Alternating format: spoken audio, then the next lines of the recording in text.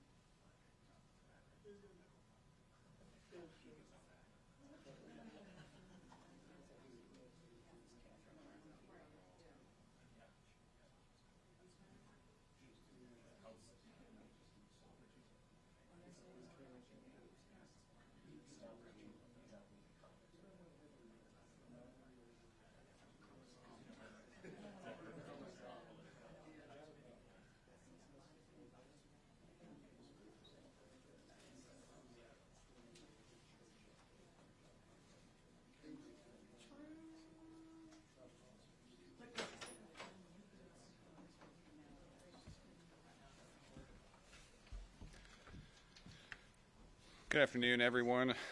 Thank you for joining us on short notice. This is a tough moment, and I am heartbroken that today many of our neighbors in Nashville are experiencing fear over family separation rather than the safety we all deserve. The trauma inflicted on families is long-lasting, and I'm doing everything in my power consistent with applicable law to protect anyone who calls Nashville home. What's clear today is that people who do not share our values of safety and community have the authority to cause deep community harm. We're still working to determine more about what happened over the weekend, but what we know right now, based on public statements, is that state and federal officials coordinated without us to engage in traffic enforcement actions clearly intended to target immigration concerns. I have requested, and Director of Law Wally Dietz has sent a letter to the state seeking the names and charges against any individuals arrested during this weekend's actions. I want to reinforce MMPD has asserted to us that they were not involved in these actions. Their role is to protect all residents of our community who are subjected to harm and to hold criminals accountable. My office is in regular contact with the Metro Nashville Police Department to ensure we keep the public updated and deliver accurate information and the accountability the community deserves. Immigration enforcement is a federal responsibility. MMPD officers are not ICE. What's clear is that federal and state authorities are intent on enforcing immigration law. Their approach is not our understanding of what a Nashville for all of us looks like, and we're grateful to our community partners who make all of our residents feel welcome. And I am pleased to be joined this afternoon by Hal Cato from the Community Foundation of Middle Tennessee, who has an important announcement about exactly that partnership. Hal, thank you. Thank you so much, Mayor, and for the opportunity to be here. I'm here to announce that the Community Foundation of Middle Tennessee, in partnership with Tennessee Justice for Our Neighbors, Conexión Americas, and Turk, will be launching a new fund called the Belonging Fund. We want to make sure that the immigrant community in this town knows that we have their back, and the fund will raise dollars that will support the needs of our immigrant community, especially those who've been affected by the ICE raids yesterday, providing funds to support childcare, transportation, housing assistance, food insecurity, and really anything else that they need. Last year, we did the Imagine Nashville survey, and the number one value that came out of that research was the sense of belonging that people have in this community. More than 75% of our immigrant population that answered that survey said that they feel like they belong here. And this fund has been set up to let them know that we agree, and we want to make sure that their needs are cared for. We'll be announcing, the fund will be going live this afternoon, and we're hoping that the community will see it as a way to let our immigrant neighbors know that they're supported and that we want them here. Thank you. To Hal's point, as far as we can tell, this is a first of its kind fund supporting our immigrant and refugee community in moments of crisis, which have been many in that community over the past several weeks. And it will be online today, cfmt.org/belonging. With that, happy to take questions. Yeah, Austin. We've been hearing that there may be more of these types of sweeps that may occur in Nashville in the, I don't know if it's in the near future or part one, but in either case, is the city considering doing anything to prevent this, or are you in a position where you're powerless? Austin, this is a tough one because what we saw over the weekend was actions that happen on state routes with no coordination with local officials. So yes, I continue to be concerned about the mechanism for these actions, and I think what they've demonstrated is that they can occur at times and locations of their choosing without our involvement. Stephen? Can the city provide any legal assistance to people affected, or will the Belonging Fund include legal funds? Belonging Fund is not set up to support legal services. You probably know we did have immigration legal services available through an allocation of American Rescue Plan Act dollars, but that was originally intended to be more of pathway to citizenship and support in that regard. I think what you'll probably see going forward is independent efforts to look at scenarios related to deportation, but that's not what the Belonging Fund is constituted for. Yeah. Mayor, do you have an exact number of how many people were detained? We do not. That is one of the reasons we have started to engage formally with state and federal officials to try to get more about that. And Wally, I don't know if you want to say anything more on that topic.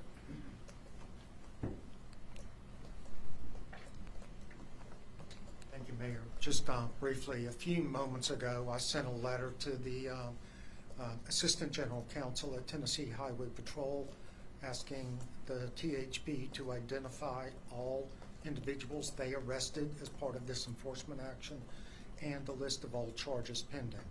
I will send a similar letter to ICE. I am determining where to send that letter, whether to DC or New Orleans or to a representative here, but hopefully by the end of the day, I will have a letter to ICE asking for the same information. I'm going to come here. Have you been able to talk to Governor Bill Lee yet? I have spoken to Governor Lee, but it was very briefly about kind of the broader context of local and state relationships, because I flagged that this seems like a moment of significant tension increase between local and state. What did he say? He is, I mean, I would say, aware of the complicated landscape. Yeah. I think this might be a question more for Wally to answer, but part of the special session law that goes into effect on July 1st focuses around the restriction for immigration records. Yep. Do you guys believe you'll be able to get these records, in your I'm going to let Wally answer that also, because we have talked about their sort of the world today as we kind of get past that 100-day mark of a new federal administration, but then I think there's also the world of July 1st, which is when new state law takes effect. So, Wally. Yes, I believe the THP records of the arrests will be available. At least the name of the individual who was arrested and what charges were filed.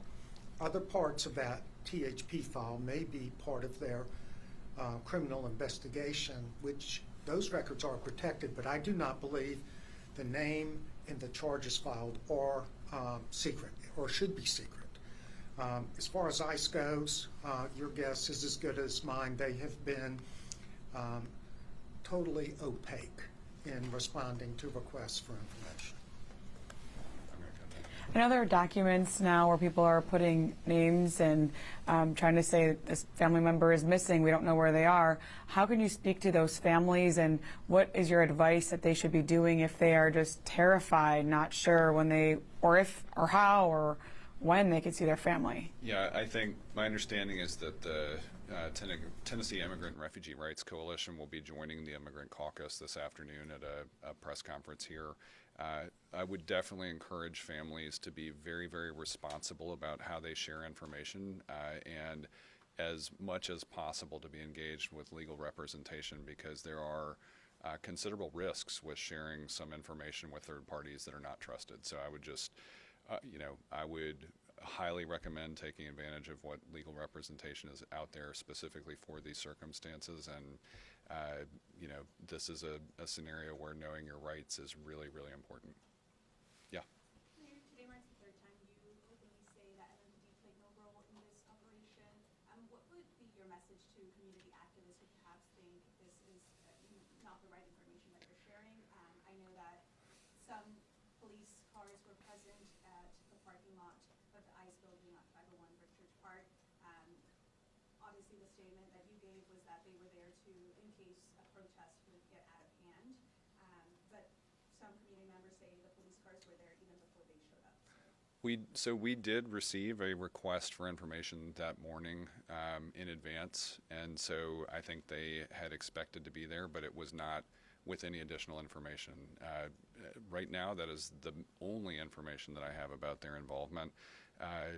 We did have a media organization reach out, and it turns out there was an unrelated incident involving violent crime and somebody who was completely disconnected from any of THP's actions that did involve separate federal law enforcement. And so I would say encourage everybody to wait, to not necessarily be the first to weigh in on things until we know more information. We take that approach too. I would not be asserting this if we had not talked directly to MMPD leadership, if we had not had verifiability through our Department of Law on all of this correspondence and policy.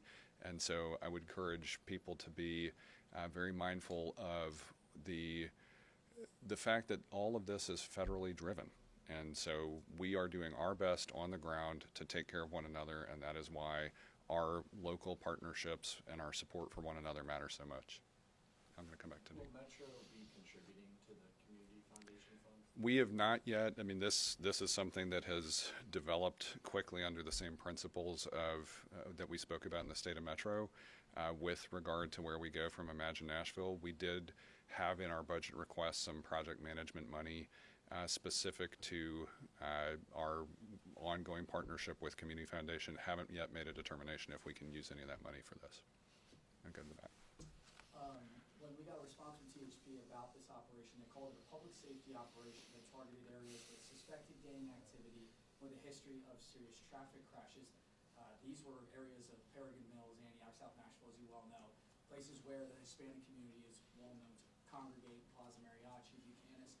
Do you feel like a public safety operation would have coordinated with the city more rather than what they are calling this? This does seem to fall outside of standard operating procedure, and I would say our Metro Nashville Police Department and honestly our Nashville Department of Transportation are both very aware of where safety concerns are, particularly in Southeast Nashville. And again, it's one of the reasons we have a new Southeast precinct coming online later this year. It is a reason we have expanded our detail efforts to make sure that we can respond to areas. So this is not something we requested, and it is not something we have supported.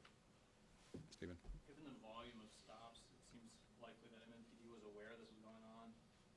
In the middle of it, is there any way the city can alert people? Or?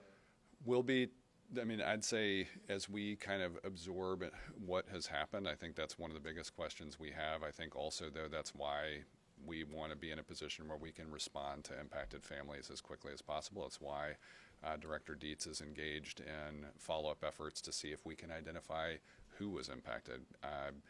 You know, I think we have to be very, very careful based on where we know the landscape is shifting with law to make sure that we are compliant with applicable law, though.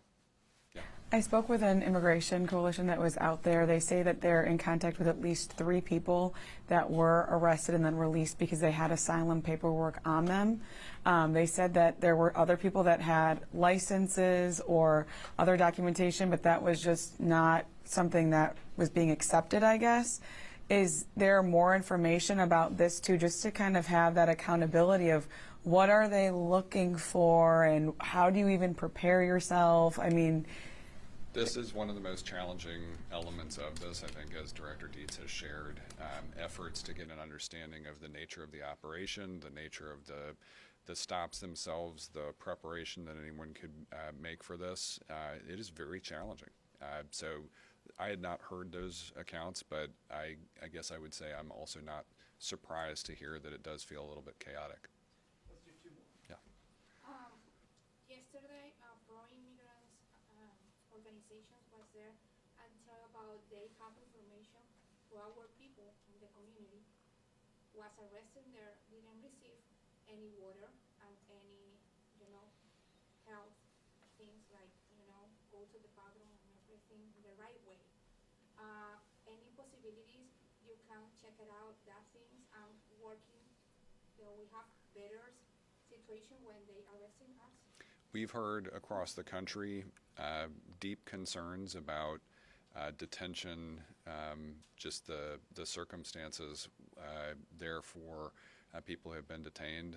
Unfortunately, again, as Wally has indicated, this is a place of opacity. We know that there were some people denied entry to the ICE facility, and so it is not a local operation, and it's a very difficult place for us to be able to make any guarantees about the conditions inside. And so this is a very similarly challenging matter, and it's again, it's why we're trying, as we have the capability to take care of people, we're stepping up to do that when and where we can.